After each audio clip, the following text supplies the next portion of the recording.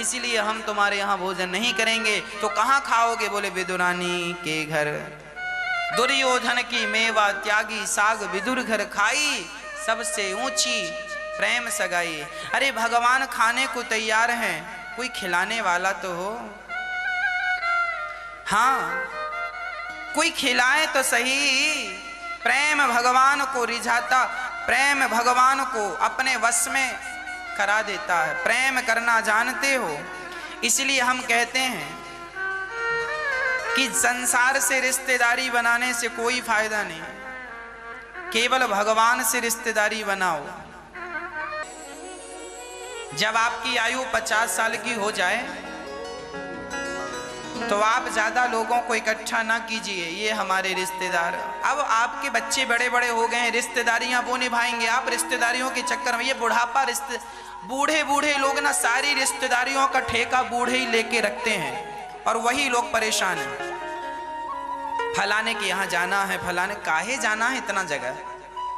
हाँ, भगवान का चिंतन करो, तीर्थ यात्रा में जाओ, वृंदावन आओ, द्वारिका जी जाओ, जगन्नाथ जी आओ, बद्रीनाथ जी जाओ। तीर्थों में जाकर भगवान का चिंतन करो, भगवान का सत्संग करो। रिश्तेदारियों के यहाँ जाओगे क्या होगा? उसके घर जाओगे, वो किसी की प्रपंच पंचायत करेगा, फलाना ऐसा। निंदा बुराई सुनने के सिवा क्या है संसार में, ये तो बताओ।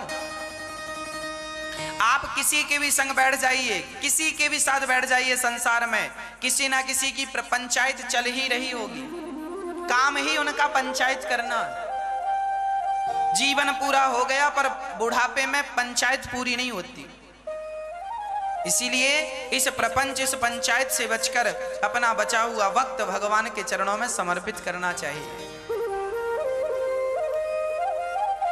हाँ प्रिय भक्तों, श्री भगवान विदुरानी के यहाँ गए और छिलकों का अपने भोग लगाया। भाव से भगवान ने विदुरानी के छिलके खाए।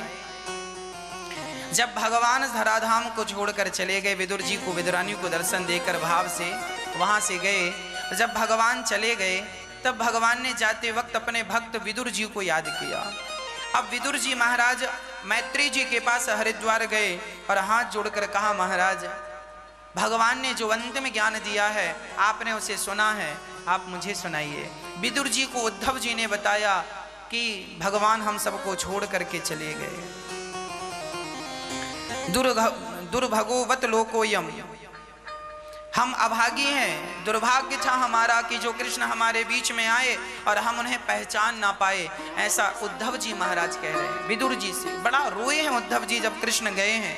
विदुर जी भी रोए और मैत्री जी से कहा, अच्छा भगवान का भक्त ना भगवान की कथा के बिना रह नहीं सकता, भगवान के बिना नहीं रह सकता। जैसे शराबी शराब के बिना नहीं रह सकता, गंजेड़ी गांजा के बिना नहीं रह सकता, जुआड़ी जुआ के बिना नहीं, उसी प्रकार भक्तों का एक नशा हो जाता है, वो भगवान की कथा और भगवान के बिना रह नहीं सकते। इसीलिए कहता हूँ कथा को अपना नशा बना लो, भगवान के नाम को अपना नशा बना लो, भगवान की भक्ति को अपना नशा बना लो, जीवन में सम्मिलित कर लो इस भक्ति को। तब जीवन में आप, गोस्वामी तुलसीदास जी कहते हैं, राम नाम मणिदीप धरूं जी है देहरी द्वार, तुलसी भीतर बाहिरो जो चाहत उजियार। लोक परलोक दोनों संवारना चाहते हो तो अपने जिह्वा पर राम नाम का दिया रख लो, ताकि यहाँ भी प्रकाश हो और वहां भी प्रकाश हो, यह लोक परलोक दोनों सुखी हो जाएं। विदुर जी ने मैत्री जी से हाथ जोड़कर कहा, भगवान। विदुर जी ने कहा, सुखाय कर्माणि करो तिलोको, न तये सुखम वान्यदुपारवं वा, विन्देत भूयस्तत एव दुःखम् यदत्र युक्तं भगवान वदेन्नः। सारी दुनिया सुख के लिए कर्म करती है, सारी सृष्टि सुख चाहती है, पर विदुर जी ने पूछा लोगों को दुख क्यों मिलता? तब कहा दुख इसलिए मिलता है क्योंकि संसार का नाम दुखालय है, दुखालयम। संसार को दुखालय कहते हैं। अब आप बताइए कि पुस्तकालय में जाएंगे तो पुस्तक मिलेगी, औषधालय में जाएंगे तो औषधि मिलेगी, भोजनालय में जाएंगे तो भोजन मिलेगा, तो दुखालय में जाने से क्या मिलेगा? दुख। ये संसार दुखालय है। यहाँ जो जो आया है उन्हें दुख उठाना पड़ा। कौन इस दुनिया में एक का नाम बताओ जिसके जीवन में दुख ना आया हो? बताओ। आज तक करोड़ों लोग, आपके पिता के पिता के पिता के पिता, लाखों पीढ़ियां आपकी आकर चली गईं। बताओ, आज भी आपके सामने करोड़ों लोग हैं। बताओ, दुख का सामना किसे नहीं करना पड़ा? ये बताओ, किसे नहीं करना पड़ा? भगवान राम मर्यादा पुरुषोत्तम मनुष्य रूप में आए, भगवान श्री कृष्ण मनुष्य अवतार में आए, तो इन्हें भी तो सांसारिक इन दुखों, ये भले परे हैं सबसे, पर व्यवहार जगत में तो इन्होंने भी, राम ने भी 14 वर्ष का वनवास का ये कष्ट उठाया कि नहीं? कौन ऐसा है जिसे दुख ना मिला हो? तो आपको और हमें दुख नहीं मिलेगा, ये कैसे संभव है? आपको और हमें दुख मिलेगा। आज व्यक्ति दुखी इसीलिए है क्योंकि वो दुख से भाग रहा है। कहां तक भागोगे? कब तक? क्या तुम्हें बुढ़ापा नहीं आएगा? आज यदि मैं जवान हूं तो कल मुझे बूढ़ा भी होना है। और क्या मुझे पता नहीं है कि बुढ़ापा जब आता है तो 1000 बीमारियां लेकर आता है? बुढ़ापे में शरीर जर्जर हो जाता है, हाथ पांव में कमजोरी होती है, शरीर में दर्द होता है। क्या पता नहीं है? बुढ़ापा आएगा, शरीर रोगों का घर बन जाता है। हम सबको पता है। हम इस दुख के संसार में सुख ढूंढ रहे हैं, कैसे मिलेगा? एक बात बताओ, क्या नाले में अब नाले में कोई गंगा जल ढूंढे मिलेगा? नाले में कोई गंगा जल ढूंढे मिलेगा नहीं। जैसे नाले में गंगा जल ढूंढने से नहीं मिल सकता, उसी प्रकार ये संसार दुखालय है, यहां सुख कैसे मिलेगा? इसीलिए सुख चाहते हो तो एक उपाय है, भगवान की शरणागति ग्रहण कर लो। भगवान की शरण में चला जाए। आज लोग चिल्ला रहे हैं, महाराज जी हम बड़े दुखी हैं, बड़े दुखी हैं, बड़े परेशान हैं। आप इसीलिए दुखी हैं क्योंकि आप अपने आप को भगवान के चरणों में समर्पित नहीं कर रहे हैं। दुर्योधन दुखी इसलिए था क्योंकि उसने भगवान के चरणों में समर्पण नहीं किया, और अर्जुन सुखी इसीलिए हो गए क्योंकि उन्होंने भगवान के चरणों में समर्पण कर दिया। और जब समर्पण किया, रथ की डोर भगवान को पकड़ाई, तो अर्जुन जीत गए कि नहीं? जबकि कौरवों की सेना सबसे ज्यादा बलवान थी, पांडवों की सेना तो छोटी थी। कौरवों के पास 21 अक्षौहिणी सेना थी, 11 अक्षौहिणी सेना थी, और कौरवों के पास 11 अक्षौहिणी सेना थी, जबकि पांडवों के पास केवल 7 अक्षौहिणी सेना थी। सेना कम थी पांडवों के पास, कौरवों के पास सेना ज्यादा थी। पांडवों के पास योद्धा कम थे, जबकि पांडवों के पास योद्धा कम थे। कौरवों के पास योद्धा कौन? गुरु द्रोणाचार्य, जिन्होंने अर्जुन को गांडीव पकड़ना सिखाया, वो कौरवों के साथ थे। पितामह भीष्म, जिनके बाणों का कोई सामना नहीं कर सकता, वो पितामह भीष्म कौरवों के साथ थे। पांडवों के साथ कोई बहुत बलवान था कौन? ये 5 पांडव तो बच्चे थे। परंतु आपकी सेना भले ज्यादा हो, आपका बल भले ज्यादा हो, पर जीत उसकी होगी जो भगवान के चरण पकड़े बैठा है। हमारी भले कम सेना है, हम भले कमजोर हैं, पर हमने भगवान के चरण पकड़ लिए हैं, तो विजय उन्हीं की होगी जिन्होंने भगवान के चरण पकड़े।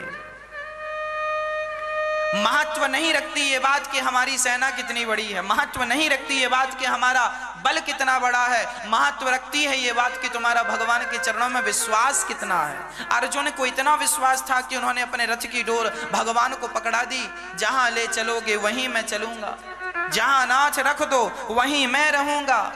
अब क्या चाहिए? यही समर्पण सीखना है तो अर्जुन से सीख लेना चाहिए। आज लोग दुखी इसलिए है क्योंकि वो अपना समर्पण नहीं करते भगवान के। कह एक बार हाथ उठाकर कह दो ना कि प्रभु मैं आपका हूं। द्रौपदी ने जब तक अपने पतियों को बुलाया, अपने परिवार को बुलाया, गुरुजनों को भगवान नहीं आए। द्रौपदी अपनी साड़ी पकड़ लेती है, क्या मैं कम हूं, छत्राणी हूं मैं दुशासन से निपट लूंगी। पर जब उनका भी बल नहीं चला तब दोनों हाथ खड़े करके बुलाना पड़ा, और जब बुलाई तो भगवान आए। जब तक तुम्हारे पास तुम्हारे रिश्तेदारों का बल है तब तक भगवान चुपचाप बैठे। अच्छा रिश्तेदारों को बुला रहे हो, बुला लो। जब तक तुम्हारे पास नेताओं का बल है, भगवान बोला अच्छा नेताओं को बुला रहे हो, बुला लो नेताजी को। पड़ोसी को बुला रहे हो, बुला लो। बेटा को बुला रहे हो, बुला लो। बेटी को भी बुला लो। इसीलिए कहता हूं किसी को मत बुलाओ, केवल भगवान को बुलाओ। जब उन्हें पुकारोगे तो वह ही किसी ना किसी रूप में आपके पास आकर आपकी सेवा में लग जाएंगे, आपका काम बना देंगे, लाज जाने नहीं देंगे। जैसे द्रौपदी की लाज बचाई, यदि विश्वास द्रौपदी की तरह किसी का हो तो भगवान उसकी भी लाज बचाएंगे, पर विश्वास द्रौपदी की तरह होना चाहिए। द्रौपदी की तरह विश्वास होगा तो कल्याण होगा, पर नहीं होगा तो उसका जिम्मेदार कोई और नहीं, हम स्वयं जिम्मेदार होंगे। हम केवल इतना ही तो कह रहे हैं कि भगवान पर विश्वास कर लो, क्या घट जाएगा, क्या नुकसान हो जाए। इतना नहीं कर पाने से लोग बड़ा परेशान है। पुनरपि जननम पुनरपि मरणम पुनरपि जननी जठरे शयनम भज गोविंदम गोविंदम भज मूढ़ मते। ऐ मूढ़ मते, क्यों नहीं भजन करता, क्यों नहीं भगवान की शरण में आता, क्यों नहीं कहता कि नाथ मैं आपका हूं। बस इतना कह दे, समर्पण कर दे, सारा दुख क्षण चला जाए। पर इतना कहने में लोग ना जाने कितने जन्म गवा चुके हैं, जन्म और मृत्यु के चक्र में पिस रहे। संसार में दुख क्यों मिलता है, क्योंकि संसार दुखालय है। प्रश्न किया है विदुर जी ने कि भगवान ये सृष्टि क्यों करते, तब कैसे सृष्टि कैसे करते हैं, तब पूरी सृष्टि का क्रम बताया है। भगवान नारायण की नाभि से कमल उत्पन्न होता है। एक सज्जन बोले महाराज जब भगवान नारायण के पिता कौन है? एक सज्जन ने हमसे कहा कि भगवान नारायण के पिता कौन है? हमने कहा भगवान नारायण को कहते हैं अजन्मा। भगवान का नाम है अजन्मा। अरे पिता उसके होते हैं जिसका जन्म होता है, जिसका जन्म ही नहीं होता उसके पिता, वो भगवान अनादि है। भगवान सदा से है। ये सृष्टि बनना और बिगड़ना तो भगवान का खेल है। जैसे बच्चे रेत के ढेर में बैठकर घर बनाता है, उसमें खेलता है, और माँ बुलाती है तो उसी खेल में ढेर में लात मार के चला जाता। भगवान भी ये संसार बनाते हैं, पालन करते हैं, संहार करते हैं। भगवान सबके पिता हैं। उनके माता पिता कौन है? वो अजन्मा है, उनका नाम अजन्मा है। तो जब जन्म ही नहीं होता तो माता पिता के सवाल, माता पिता होंगे इसका कोई सवाल नहीं। हाँ, वही भगवान नारायण जब कृष्ण बनकर आए तो उनके माता पिता देवकी वसुदेव कहलाए। वही नारायण जब राम बनकर आए तो उनके माता पिता दशरथ और कौशल्या कहलाए। तो कोई ये कहे कि भगवान के माता पिता कौन है, तो दशरथ और कौशल्या कह देने से नुकसान नहीं है, देवकी और वसुदेव कह देने से कोई बुराई नहीं है। पर भगवान नारायण अनादि है, ये बात मैंने आपको इसलिए बताई ताकि आपको नॉलेज में रहे, आपके नॉलेज में ये बात रहे। भगवान नारायण ने ब्रह्मा जी को उत्पन्न किया। ब्रह्मा जी ने तप किया और तप करने के बाद 10 प्रकार की सृष्टि ब्रह्मा जी ने उत्पन्न की। पहली सृष्टि महत्त्व की, दूसरी अहंकार की, तीसरी भूत सर्ग की, चौथी सृष्टि इंद्रियों की, पांचवी मन की और देवताओं की, छठी सृष्टि अविद्या की, सातवीं सृष्टि वृक्षों की, आठवीं सृष्टि पशु पक्षियों की, नवीं सृष्टि मनुष्यों की, हम भगवान की 9वीं सृष्टि है, और 10वीं सृष्टि में देवता पितर असुर गंधर्व अप्सरा इत्यादि। फिर 12 माह का आविष्कार हुआ।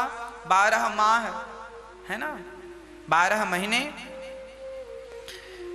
12 मास होते हैं। 12 मास मनुष्य की आयु 100 वर्ष की है। चारों युगों के बारे में बताया गया। 4 युग होते हैं, सतयुग, त्रेता युग, द्वापर युग, कलयुग। कलयुग की आयु 4,32,000 वर्ष है, जिसमें कि 5,500 वर्ष कलयुग के बीत गए। द्वापर की आयु कितनी है? द्वापर युग कितना बड़ा है? 8,64,000 वर्ष द्वापर युग की आयु है। और त्रेता युग की आयु है 12,96,000 वर्ष। और सतयुग की आयु है 17,28,000 वर्ष। सतयुग की आयु सबसे ज्यादा है, उससे थोड़ी सी कम त्रेता। कलयुग से दुगनी द्वापर, तिगनी त्रेता, चौगुनी सतयुग की आयु है। ब्रह्मा जी की आयु भी 100 वर्ष की ही है। ब्रह्मा जी का एक दिन इतना बड़ा होता है कि ब्रह्मा जी के एक दिन में चारों युग 1000 बार बीत जाते हैं। सतयुग, त्रेता, द्वापर, कलयुग, सतयुग, त्रेता, द्वापर, कलयुग 1000 बार बीत जाने के बाद ब्रह्मा जी का कितना दिन होता है? एक दिन इतना बड़ा है ब्रह्मा जी का। ब्रह्मा जी के एक दिन को ही कल्प कहते हैं। ब्रह्मा जी के एक कल्प में 14 मनु होते हैं, 14 मनवंतर हो जाते हैं। अभी वैवस्वत मनवंतर चल रहा है। अभी के जो इंद्र हैं, जैसे प्रधानमंत्री की कुर्सी हर 5 साल में चुनाव होता है, उसी प्रकार हर मनवंतर में इंद्र बदल जाते हैं। अभी वैवस्वत मनवंतर चल रहा है और पुरंदर नाम के राजा इंद्र बन करके अभी वर्तमान में बैठे हैं। आगामी मनवंतर में राजा बलि इंद्र बनाए जाएंगे। वामन भगवान जिन बलि के यहाँ गए 3 पग भूमि मांगने, भगवान ने 3 पग में सब नाप लिया, 2 पग में, तीसरा पग राजा बलि के मस्तक पर रखा। और राजा बलि की इच्छा थी कि मैं इंद्र का राजा बनूं। चूंकि भक्त की इच्छा थी तो भगवान भला उनकी इच्छा अधूरी कैसे करें। राजा बलि अभी वर्तमान में पाताल में हैं, राजा बनकर बैठे हैं। आगामी मनवंतर में वो इंद्र बनेंगे, है ना। 73 चतुर्युग का एक मनवंतर होता है। 73 बार 73 बार जब सतयुग, त्रेता, द्वापर, कलयुग, सतयुग, त्रेता, द्वापर, कलयुग बीत जाएं तब एक मनवंतर होता है। 14 मनवंतर होते हैं, है ना। 14 ब्रह्मा जी के एक दिन में 14 बार इंद्र बदल जाते हैं। ब्रह्मा जी के एक दिन में इंद्र कितनी बार बदल जाते हैं? 14 बार। ब्रह्मा जी का एक दिन इतना बड़ा। और जब ब्रह्मा जी की ऐसी आयु 100 वर्ष पूरी हो जाती है तब भगवान नारायण एक पलक झपकाते हैं। ऐसी सृष्टि का वर्णन है। ब्रह्मा जी के द्वारा कुछ पुत्र उत्पन्न हुए। ब्रह्मा जी ने अपने संकल्प मात्र से मरीचि इत्यादि पुत्रों को जन्म दिया। उसके बाद मनु और शत्रुपा का जन्म हुआ, प्राकट्य हुआ। ब्रह्मा जी के शरीर के दाहिने अंग से मनु और वाम भाग से शत्रुपा का जन्म हुआ। पृथ्वी की स्थापना करने के लिए ब्रह्मा जी से 12 भगवान प्रकट हुए। बोलिए 12 भगवान की। 12 भगवान ने हिरण्याक्ष नाम के दैत्य को मारकर और भगवान ने पृथ्वी की स्थापना की। और उस पृथ्वी पर मनु शत्रुपा ने आगे सृष्टि शुरू की। मैथुनी सृष्टि मनु जी से चली, इसलिए हम मनु की संतान होने से हमें मनुष्य कहा जाता है। मनु जी की 3 बेटियां और 2 बेटे हुए। आकुति, देवहूति, प्रसूति, प्रियव्रत, उत्तानपाद नाम के 2 बेटे, 3 बेटी। स्त्री सर्वश्रेष्ठ इसलिए है, कोई आपसे पूछे कि पहले स्त्री का जन्म हुआ कि पुरुष का, तो आपको जानकारी के लिए बता दूं, इस धरती पर जब से मैथुनी सृष्टि प्रारंभ हुई तब से पहली सृष्टि स्त्री की हुई है।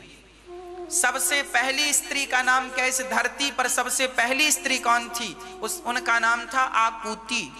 दूसरी स्त्री देवहूति, तीसरी स्त्री प्रसूति। आकुति, देवहूति, प्रसूति। इनके बाद 2 पुरुषों का जन्म हुआ, प्रियव्रत और उत्तानपाद। स्त्री इसीलिए जन्म से देवी मानी जाती है, इसीलिए स्त्री जन्म से पूज्य होती है। इसीलिए हम सभी को स्त्री का सम्मान करना चाहिए, स्त्री का आदर करना चाहिए। प्रिय भक्तों, श्री आकुति जी का विवाह रुचि प्रजापति से हुआ, जिनके यहाँ यज्ञ भगवान प्रकट हुए, जिनका विवाह दक्षिणा से हुआ। देवहूति का विवाह करदम जी, ये करदम जी ब्रह्मा जी के पुत्र हैं। करदम जी जंगल में तपस्या कर रहे थे, भगवान का चिंतन कर रहे थे। एक दिन भगवान ने कहा कि करदम जी, मनु जी अपनी बेटी को लेकर आएंगे, आप विवाह जरूर कर लीजिएगा। ठीक है कर लेंगे, आपकी आज्ञा है। तो करदम जी बड़े भाव से भगवत चिंतन कर रहे थे और चिंतन कर ही रहे थे कि मनु जी अपनी बेटी को लेकर आए। करदम जी को प्रणाम किया, करदम जी ने बिठाया, स्वागत किया। मनु जी ने तुरंत अपनी बेटी का विवाह करदम जी से कर दिया और करदम जी को देकर अपनी बेटी मनु जी वहां से चले गए। अब करदम जी अपनी पत्नी से कह रहे हैं जरा बैठो, हम भगवान का चिंतन कर लें। देखो गृहस्थ जीवन सबसे अच्छा है, पर गृहस्थी की शुरुआत भोग से ना हो, गृहस्थी की शुरुआत भक्ति से हो। इसलिए हमारे सनातन धर्म में ये परंपरा रही है कि जब किसी लड़के का लड़की का विवाह होता है तो ससुराल में सबसे पहले लड़का लड़की को सत्यनारायण भगवान की कथा सुनवाई जाती है। आज ये परंपराएं लगभग खत्म सी हो रही हैं। ये बात इसलिए होती थी कि बच्चा नई दुल्हन आई है तो घर में उसके पांव पड़े हैं तो भगवान के नाम के साथ, भगवान के साथ, भगवान की पूजा के साथ इनका गृहस्थ जीवन प्रारंभ हो। पर आज के जमाने में तो शादी होती है और शादी के तुरंत बाद बच्चे चले जाते हैं यात्रा पे, उनको भगवान से। इसीलिए आज की संतान, क्योंकि आप भगवान से नहीं जुड़ पाए, आपने अपने गृहस्थ जीवन की शुरुआत भगवान के चरणों से नहीं की, इसीलिए गृहस्थ जीवन का परिणाम, सच्ची गृहस्थी का फल क्या है? अरे गृहस्थी का फल है पुत्र। आपका जब गृहस्थ सदाचार से जुड़ेगा, भगवान से जुड़ेगा, तो आपका फल अच्छा होगा, संतान अच्छी होगी। और जब आपकी गृहस्थी गलत ढंग से शुरू होगी, भोग प्रधान बनोगे, तो आपकी संतान फिर कहां से योगी बनेगी और आपकी संतान कहां से आगे चल के स्वामी विवेकानंद बनेगी और कहां जाकर के तुम्हारी बेटी झांसी की रानी बनेगी, कहां तुम्हारी बेटी मीराबाई बनेगी। इसीलिए आप अपने बच्चों पे संस्कार का बीज बोएं। कब से? शादी होने के तुरंत बाद से ये संस्कार चालू हो जाता है। पति पत्नी रहें साथ में, बुराई नहीं है, पर भोगी बनकर नहीं। आज लोगों को ज्ञान ही नहीं है। आज जिन लड़कों की, जो लड़के घोड़ी पर बैठ बैठ के शादी करने जा रहे हैं, दुल्हन लेने जा रहे हैं, इनसे पूछो कि शादी क्यों कर रहे हो, एक लड़का सही उत्तर नहीं देगा हम शादी क्यों कर रहे हैं। बताओ, आप ही बता दो, चलो शादी क्यों की आपने? शादी करने का उद्देश्य क्या था आपका? बताओ क्या उद्देश्य था? आपने किस उद्देश्य से शादी की? भाई हर काम के पीछे एक उद्देश्य होता है, एक सिद्धांत होता है। बताइए, आपने शादी की, क्या उद्देश्य था आपका? आप अपनी दुल्हन को लाएंगे, पत्नी को लाएंगे, उसको लाने का उद्देश्य क्या है, कारण क्या है? पूछा जाए आज घोड़ी पर चढ़े बच्चों से कि बेटा क्यों जा रहे हो दुल्हन लेने, उनके पास कोई कारण नहीं है, जा रहे हैं, पिता ने शादी सेट करी, हम जा रहे हैं, दुल्हन ले आएंगे। अरे भाई, पहले के लोग विवाह करते थे तो उस विवाह का भी एक अर्थ होता था। उस विवाह को इसलिए किया जाता था ताकि हम गृहस्थ में इसलिए आए, ताकि गृहस्थ जीवन में रहकर हम एक भगवान के भक्त को जन्म दें। हम माता पिता के द्वारा हमारी जो संतान होगी वो संतान देश का कल्याण करेगी। पहले के लोग विवाह इसलिए करते थे कि हमारे द्वारा एक ऐसी संतान हम देश को दें जिससे उनका कल्याण हो, वो अपना भी कल्याण करे, समूचे दुनिया का कल्याण। इसीलिए कहता हूं, जननी जने तो भक्त जने, जननी जने तो भक्त जने, या दाता या सूर, या से तो बंध्या भली काहे गवावे नूर। आपका बेटा यदि आपकी सेवा करता है, आपकी सेवा करता है, आपका सम्मान करता है, तब तो आपका बेटा पैदा करना सफल हुआ। और आपका ही बेटा आपको लाठियों से मारता हो तो बताओ फिर आपका बेटा पैदा करना सार्थक हुआ? क्या इसलिए बेटा पैदा किया है कि कल तुम्हारे बरसाए, इसलिए बेटा पैदा किया है ना। हम सभी लोग बच्चे इसलिए पैदा करते हैं कि बच्चे सेवा करें, माँ बाप की ही नहीं, समाज की सेवा करें, देश की सेवा करें। बेटी हो तो झांसी की रानी जैसी बेटी हो, देश के लिए मर गई, लड़ते लड़ते मरने के पहले हजारों को मार डाला, दुश्मनों को। बेटी हो तो मीराबाई हो, बेटा हो तो विवेकानंद हो, तुलसीदास हो, बेटा हो तो सूरदास हो, कबीरदास हो, रैदास भक्त हो, बेटा हो तो भगवत प्रेमी हो, बेटा हो तो दानवीर हो, देना जानता हो, बेटा हो तो आंसू पहुंचने वाला हो। ये गीदड़ों को पैदा करके जनसंख्या बढ़ाने से क्या होगा? एक सज्जन बोले, महाराज जी हमारे 8 बच्चे हैं, 8 औलाद है, पर 8 में एक भी गिलास भर पानी नहीं देता। तो ऐसे जनसंख्या बढ़ाने से क्या होगा? जंगल में गीदड़ बहुत होते हैं, पर गीदड़ों से शोभा नहीं होती जंगल की। जंगल की शोभा शेर से होती है। इसीलिए गीदड़ पैदा ना करो, पैदा ही करना है तो एक शेर बहुत है।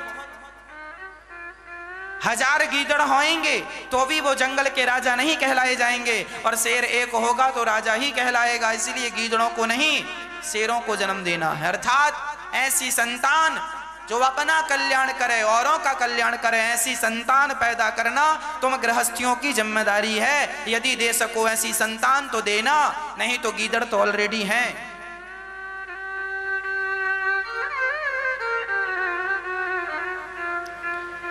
इसलिए गृहस्थ जीवन, गृहस्थी में जाने के पहले जरा विचार कर लेना चाहिए कि गृहस्थी का अर्थ क्या है।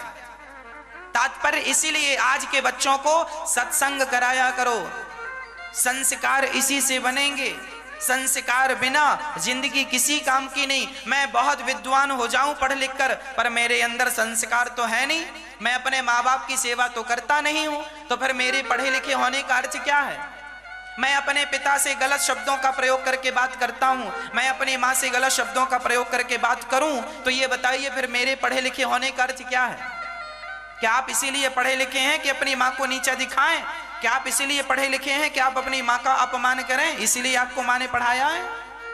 क्या यही आपकी पढ़ाई है? क्या यही आपकी शिक्षा है? ये बात कौन बताएगा? इसीलिए कहता हूं, बच्चों को प्रॉपर्टी ना दिया करो, बच्चों को संस्कार दिया करो। बच्चों को पैसा ना दिया करो, पैसा संस्कार दे दोगे तो पैसा वो कमा लेंगे। पैसा कमाना बड़ी बात नहीं है, संस्कार दोगे तो पैसे कमाने के बहुत रास्ते हैं, बहुत जगह है पैसे कमाने की, पर संस्कार जरूरी है। बड़ों का आदर करना जरूरी है, संस्कार देना जरूरी है। प्रिय भक्तों, करदम और देवहूति समाधि में करदम जी चले गए। जब समाधि खुली तो माता देवहूति ने अपनी सेवा से उन्हें प्रसन्न किया। करदम जी ने कहा, देवी बताओ तुम्हें क्या चाहिए? देवहूति ने कहा, आपसे पुत्र की कामना है। करदम जी ने एक विमान की रचना की। एक सरोवर में दोनों स्नान करते हैं, दोनों युवा होके निकले, बुढ़े हो गए थे, पर देखिए तपस्या का प्रभाव कि दोनों जवान हो गए। भगवान सब कर सकते हैं, तपस्या में बड़ी ताकत है। एक कामक विमान की रचना कर डाली। हमारे भारत में सबसे पहला विमान करदम जी ने बनाया था। इसीलिए हमारे ऋषियों को रिसर्च करने के कारण उनका नाम ऋषि पड़ा। विमान का आविष्कार करदम जी ने किया, नाम था कामक विमान। उसके बाद 1880 और 90 के दशक में विमान का हमारे भारत में 1880 और 90 के दशक में सबसे पहला सफल विमान उड़ाया था दलपदे जी ने। महाराष्ट्र के एक साइंटिस्ट थे, संत थे, संत भाव में रहते थे। उन्होंने एक विमान उड़ाया था। उस विमान को देखने दुनिया के लोग आए थे। उन विमानों को देखने में राइट ब्रदर्स भी आए, और राइट ब्रदर्स ने पूछा कि दलपदे जी आपने कैसे बनाया, कैसे उड़ाया? बिना व्यक्ति के वो विमान चल रहा था, उसमें चलाने वाला कोई नहीं था, पायलट नहीं था। बिना पायलट को वो विमान उड़ा सबके सामने और उसे जमीन पर उतारा दलपदे जी ने। 1880 और 90 के दशक की बात है, ये बिल्कुल इतिहास की पन्नों में आपको मिल जाएगी। तब राइट ब्रदर्स ने उनकी ड्राइंग कॉपी कर ली और राइट ब्रदर्स ने विमान बनाया और 1902 में विमान का सफल परीक्षण करके उतार दिया, लॉन्च कर दिया। खिताब राइट ब्रदर्स के गले में चला गया कि इन्होंने विमान बनाया, जबकि विमान के सही आविष्कार करने वाले भारत के व्यक्ति दलपदे जी हैं। हमारे भारत के ऋषियों ने रिसर्च की, पर उन्हें पता था कि विमान बनाएंगे तो प्रकृति प्रदूषित हो जाएगी, इसलिए उन्होंने विमान नहीं बनाया।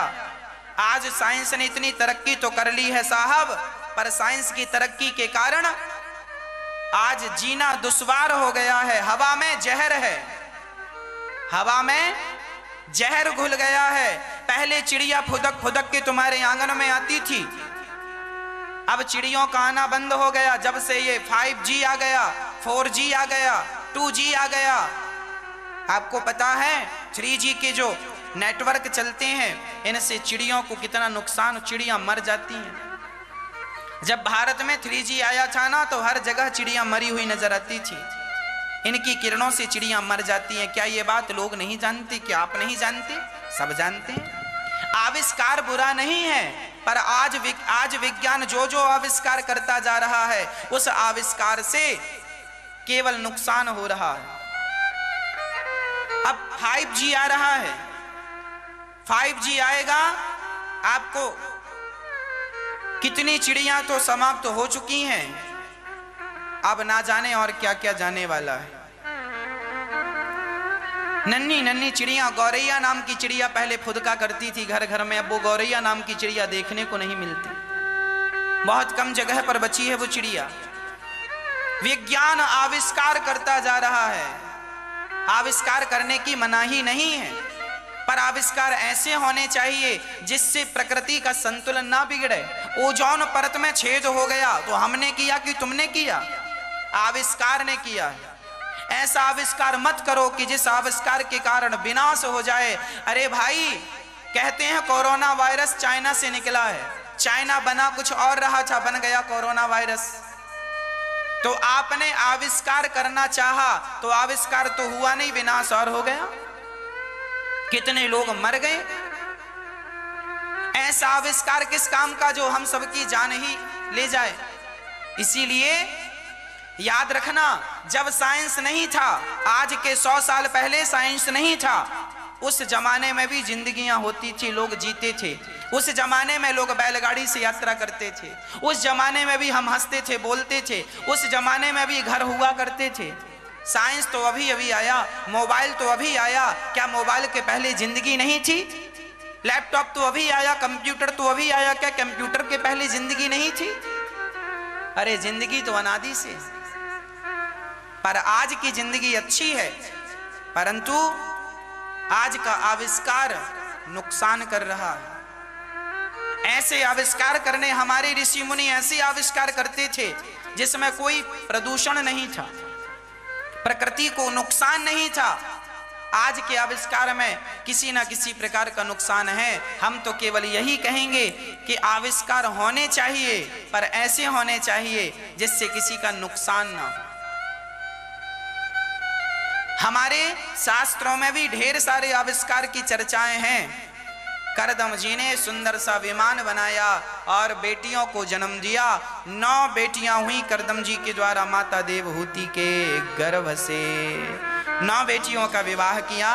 कला का विवाह मरीचि से किया, अनुसुईया का विवाह अत्रि जी से किया, श्रद्धा का विवाह अंगिरा ऋषि से किया, हविर्भू का पुलस्त जी से, गति का पुलह से, क्रिया का विवाह क्रतु से, ख्याति का विवाह भृगु से, वशिष्ठ जी का विवाह अरुंधति से और अथर्वा मुनि का विवाह शांति से किया। ये करदम जी की 9 बेटियां हुई और 9 बेटियों को विदा कर दिया करदम जी ने। अब करदम जी अपनी पत्नी से हाथ जोड़कर बोले, देवी आज्ञा दो, मैं भी जाऊं।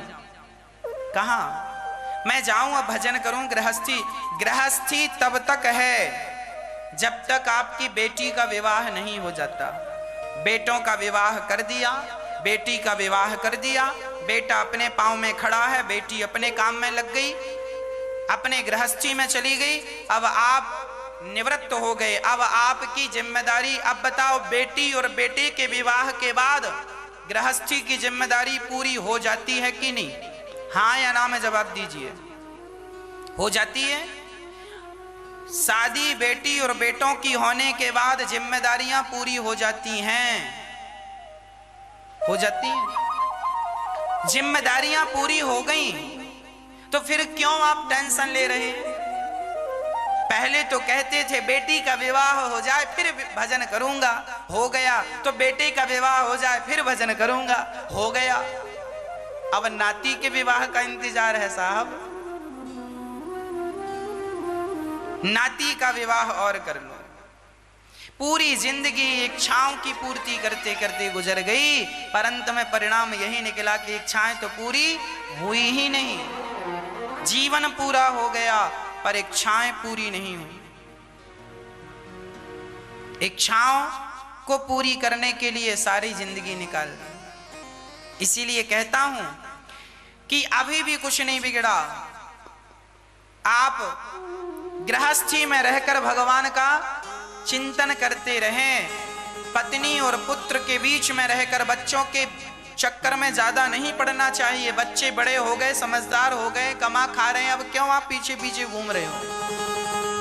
बच्चों से मन को हटाओ, बच्चों से मन को हटाओ और मन केवल भगवान में लगाओ। देवहूति अपने पुत्र कपिल देव जी के पास हाथ जोड़कर बैठी और आपने एक प्रश्न कर दिया, निर्विणा नितरां भूमन् सदिन्द्रिय तर्षणात् येन संभाव्यमानेन प्रपन्नान्धं तमः प्रभु तम त्वागताहं शरणं शरण्यं। माता देवहूति ने कहा, हे प्रभु, मैं अपने मन से बड़ी ऊब गई हूं, क्या करूं? इन दुष्ट इंद्रियों की विषय लालसा से बहुत ऊब गई हूं। इच्छाओं को पूरा करते करते पर इच्छाएं पूरी नहीं हुई, मैं क्या करूं? कपिल भगवान ने कहा, मां, हमें जिंदगी मन के मुताबिक नहीं जीनी चाहिए। कपिल भगवान कहते हैं, मां, लोग अज्ञानवश दुखी हैं। आज लोग पेट भरने के लिए तो कम दुखी हैं, तिजोरियां भरने के लिए ज्यादा दुखी है ना। तिजोरियां भरना चाहते हैं, खूब पैसा मिल रहा है, फिर भी भूख बढ़ती जा रही। कपिल भगवान ने कहा, मां, मन को वश में करना है तो एक उपाय है। क्या?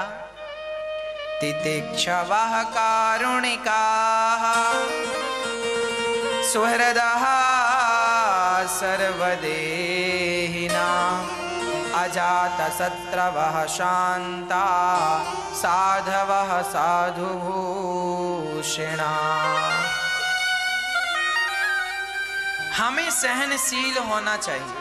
तितिक्षव, हम अधिक से अधिक सुख चाहते हो तो सहन करना पड़ेगा। आज लोगों को सहनशीलता ही तो नहीं है, सहन नहीं कर पाते। आपके अंदर सहनशीलता होनी आवश्यक है। और वही प्रेम मां देवहूति के शरीर को पिघला दिया, पानी बन गई। धन्य है वो। देखिए, कथा हमें जल की तरह निर्मल कर देता, कथा हमारे चित्त को निर्मल कर देती है। यही पानी का संकेत है।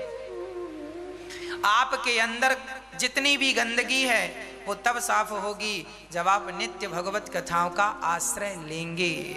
कपिल भगवान गंगा सागर चले गए। बोलिए कपिल देव भगवान की जय।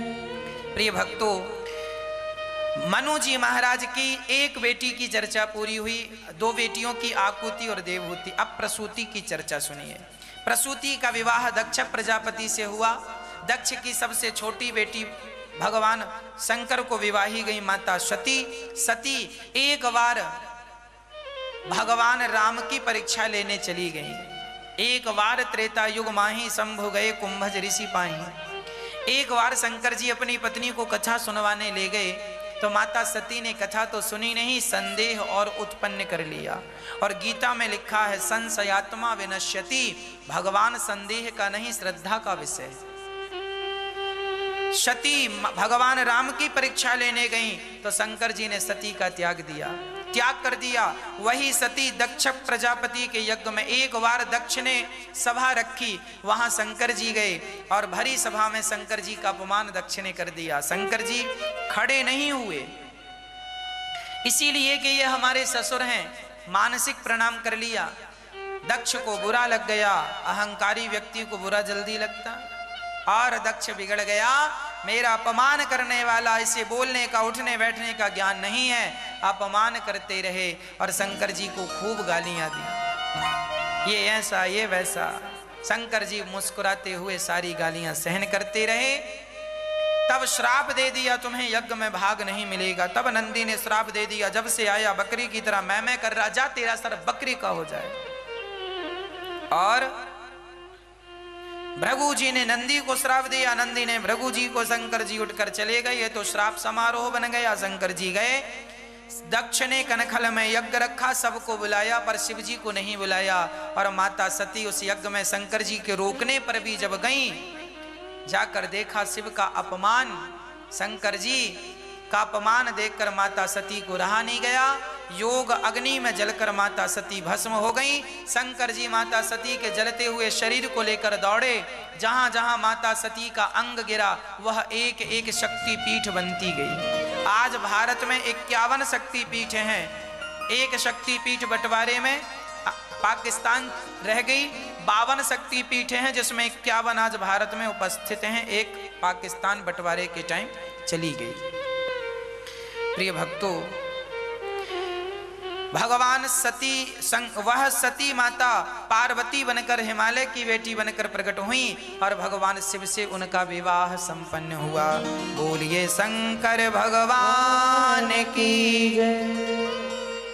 मनु जी महाराज के 3 बेटियों की चर्चा पूरी हुई। अब उत्तानपाद की चर्चा। जाये उत्तानपादस्य सुनीति सुरुचिस्तयोः सुरुचि प्रियसी पत्न्युर्नेतरा यत्सुतो ध्रुवः। सुनीति और सुरुचि नाम की 2 स्त्रियां थीं उत्तानपाद की। उत्तानपाद की पत्नी सुनीति और सुरुचि। सुनीति के पुत्र हुए हैं ध्रुव और सुरुचि के पुत्र हुए हैं उत्तम। सुनीति और सुरुचि दोनों संग रहती हैं, पर ध्रुव जी को बड़ा संस्कार दिया सुनीति ने। मां संस्कारी होगी तो बच्चे को संस्कार मिलेगा, और मां संस्कारी नहीं तो बच्चे को कौन संस्कार देगा। सुनीति ने अपने ध्रुव को बहुत संस्कार दिया। और सुरुचि राजगद्दी में बैठने में मस्त रहा करती थी। ज्यादा धन आ जाए ना लोगों के पास तो धन भी हमें संस्कार से गिरा देता है, संस्कारहीन सुरा और सुंदरी की तरफ भेज देता है। ध्रुव जी एक दिन अपने पिता की गोद में बैठने गए। मां सौतेली सुरुचि मां खड़ी और उसने हाथ पकड़कर नीचे गिरा दिया। पुत्र, तुम इस गोद में बैठने के अधिकारी नहीं हो। तपसा आराध्य पुरुषम तस्यैवानुग्रहेण में गर्भे त्वं साधयात्मानं यदीच्छसि नृपासनम्।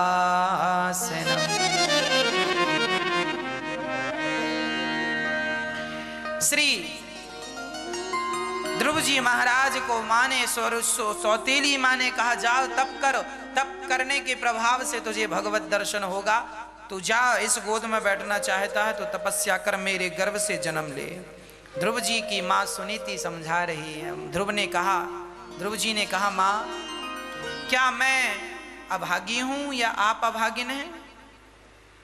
मां ने कहा, बेटा मैं अभागिन हूं। ध्रुव जी ने कहा, मां आपको अभागिन कहा है मेरी सौतेली मां ने, मुझे बिल्कुल अच्छा नहीं लगा। मां ने समझाया, बेटा तू बुरा ना सोच, मैं अभागिन हूं। भाग्यवान होती तो तुझे तेरे पिता की गोद में ना बैठा देती। जा बेटा, तू तप कर, तपस्या कर, तपस्या करके तुझे भगवत प्राप्ति होगी।